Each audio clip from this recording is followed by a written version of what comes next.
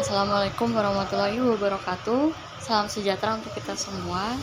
Kali ini saya akan mempresentasikan proposal seminar saya dengan judul Strategi Pengembangan Ekonomi Kreatif di Desa Wisata Liang Dara.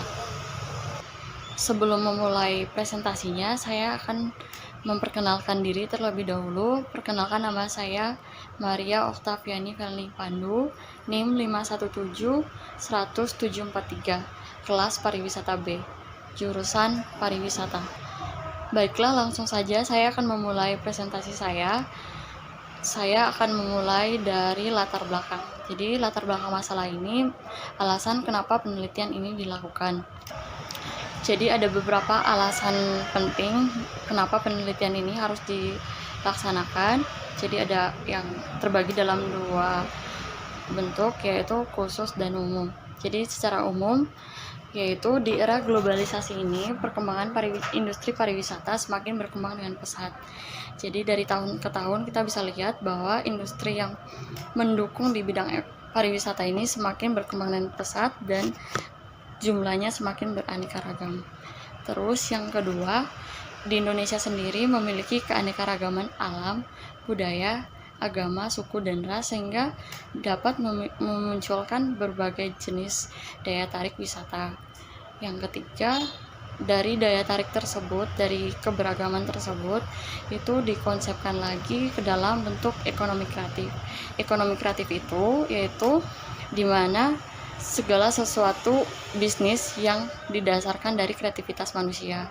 Jadi keterampilannya itu dijual sebagai daya tariknya. Tuh. Yang keempat, kontribusi ekonomi kreatif berdasarkan data Badan Ekonomi Kreatif atau BEKRAF. Jadi di Indonesia sendiri sudah ada badan atau lembaga yang sudah mengurus ekonomi kreatif, sehingga hal ini bisa mendukung dengan positif, dengan baik dalam pengembangan ekonomi kreatif. Dan dari data mereka telah menunjukkan ekonomi kreatif 2016 bahwa ada peningkatan di sektor ekonomi kreatif. Jadi hasil statistik kurun waktu 2010 hingga 2015, besaran PDB atau produk bruto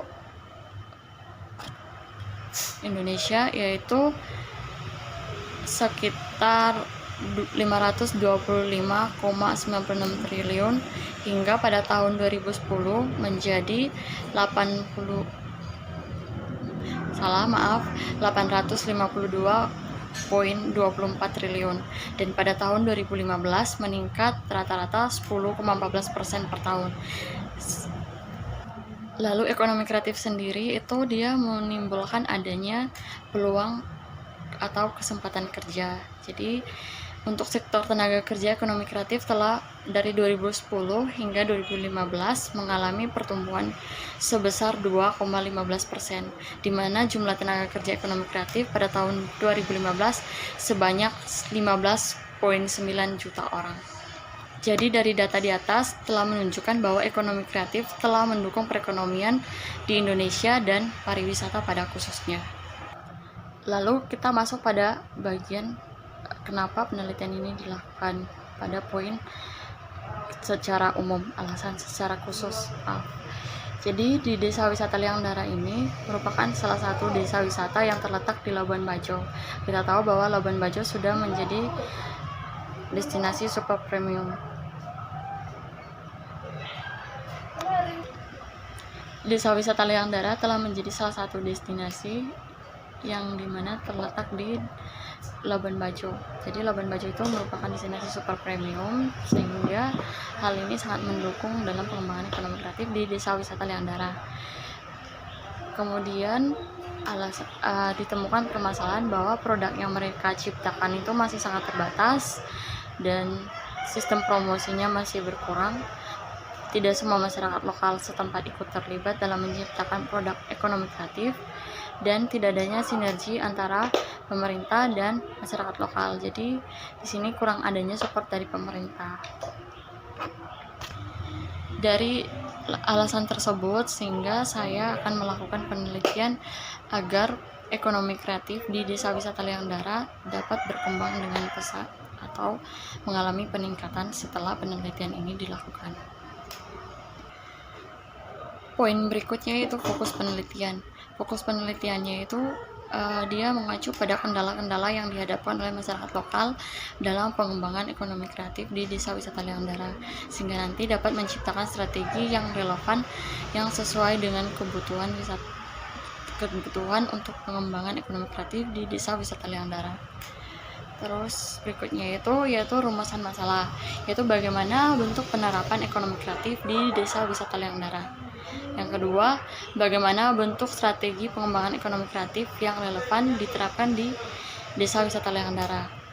Sedangkan untuk tujuan penelitiannya, untuk mengetahui bentuk ekonomi kreatif yang sudah diterapkan di Desa Wisata Liang Dara. Jadi seperti apa sih konsep pengembangan yang mereka jalani selama ini, sehingga nanti saya dapat mencari tahu dan melakukan pengembangan lebih lanjut dari permasalahan atau sistem konsep penerapan pengembangan ekonomi kreatif yang sudah dijalankan di Desa Wisata Liang Dara, sehingga pada akhirnya dapat menemukan strategi yang sesuai. Manfaat penelitian. Ada beberapa manfaat dalam penelitian ini. Yang pertama itu secara teoritis, yaitu penelitian ini diharapkan dapat bermanfaat bagi pengembangan ilmu pengetahuan, khususnya dalam bidang pengembangan ekonomi kreatif di destinasi wisata.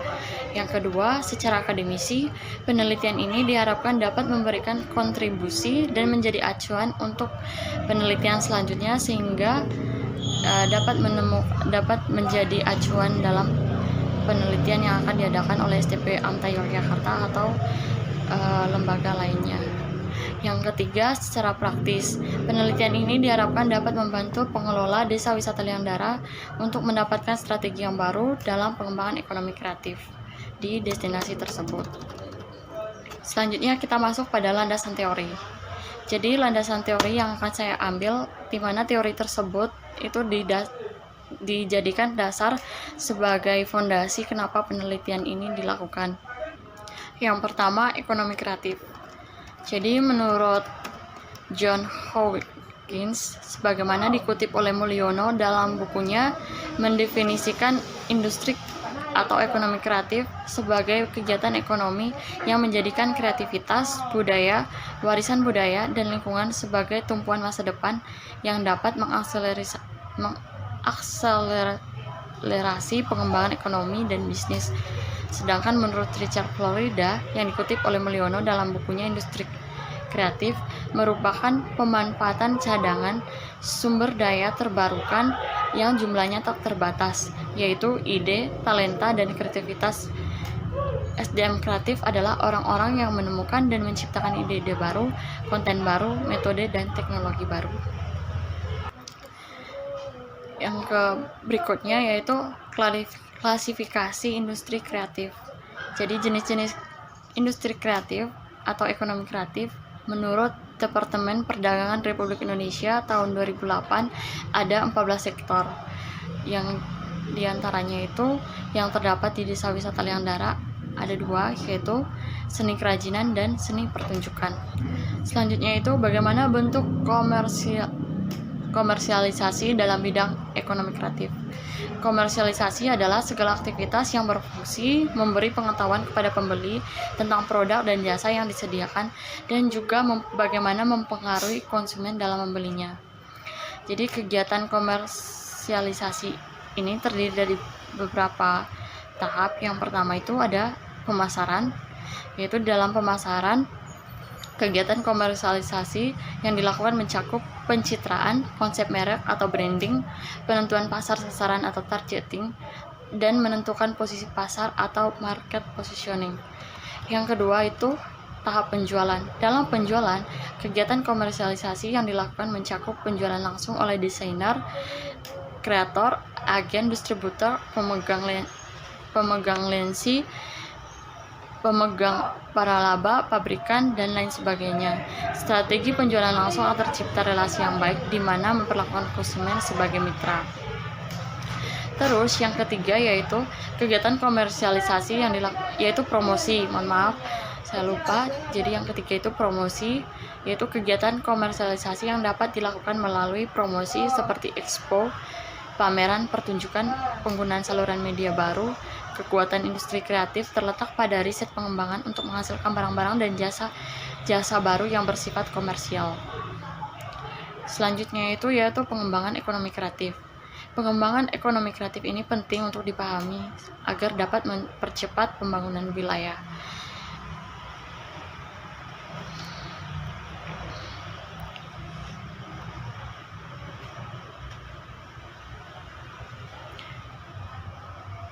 Jadi untuk memudahkan dalam pengembangan ekonomi kreatif ini ada beberapa faktor atau aktor yang harus terlibat dalam membuat ekonomi kreatif ini semakin kreatif dan inovatif. Yang pertama itu cendekiawan, yaitu cendekiawan akan melakukan riset dan pengembangan, mengajarkan serta menyebarluaskan ilmu pengetahuan dan teknologi bagi pengembangan ekonomi kreatif.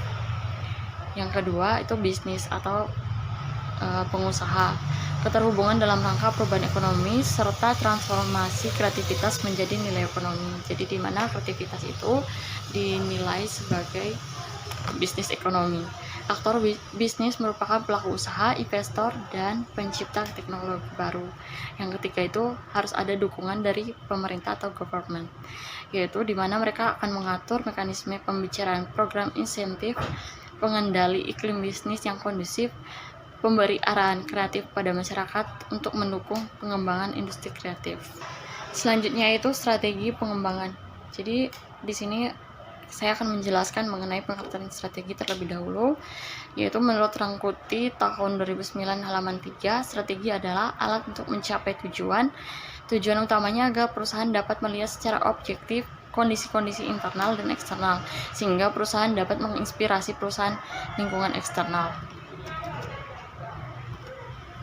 Selanjutnya setelah itu saya akan menjelaskan mengenai perencanaan strategi.